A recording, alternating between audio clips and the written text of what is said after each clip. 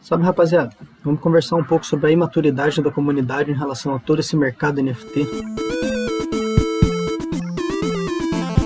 Primeiramente, eu preciso explicar a que eu me refiro quando eu falo da imaturidade da comunidade em relação a tudo isso. Primeiramente, deixa o like aí, se inscreve rapidinho, 2 segundinhos, a gente já continua aqui, vamos lá.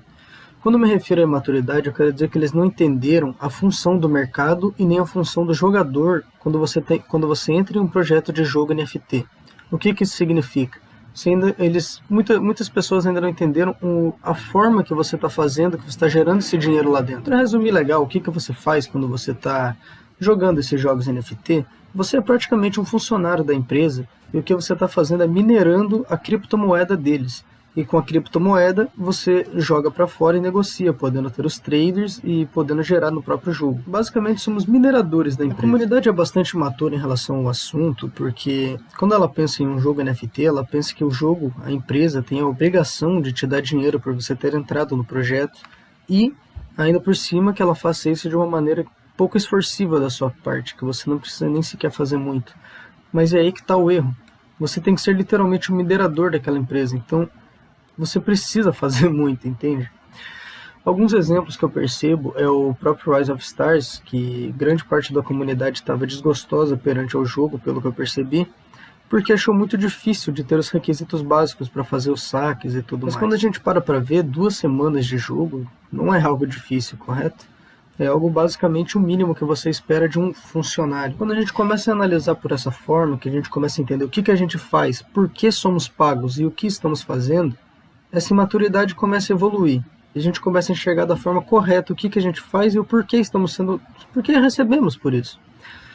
Um belo exemplo disso também é o próprio Mir4, que muita gente hoje em dia simplesmente diz que não dá mais dinheiro, que exclui o fato de que você ainda pode minerar o Darksteel, que você ainda pode fazer o Draco a Hydra e fazer trades com isso. Basicamente você pode virar um trader simplesmente jogando o jogo. E a renda continua sendo uma renda passiva muito boa para um jogo que você não precisa pagar nada. Você tem que considerar que uma renda passiva proveniente de algo que você não precisou nem sequer colocar dinheiro, cara, é inimaginável. Isso é muito bom, sabe? É pouco valorizado, inclusive.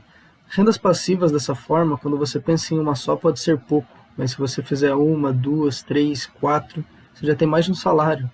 E um salário sem você, teoricamente, precisar fazer muito, afinal de contas é uma renda relativamente passiva depois que você já se esforçou o suficiente. Os jogos NFT hoje em dia estão com uma péssima fama, mas o que está com uma péssima fama é o Play to Earn. Na verdade, o que a gente precisa trazer é um conceito que o Olu traz no canal dele, muito bom, é o Play and Earn. Essa é a verdadeira forma de ganhar dinheiro com esse jogo, com esse sistema inteiro. Quando nos referimos ao Play to Earn, estamos falando daqueles joguinhos que você não precisa fazer muito, além de dar 1 ou 2 cliques, farma o minério e vende. Obviamente isso gera pouco interesse na comunidade em reinvestir e basicamente quem lucra são os pouquíssimos que entraram cedo, os próprios desenvolvedores, streamers e afins.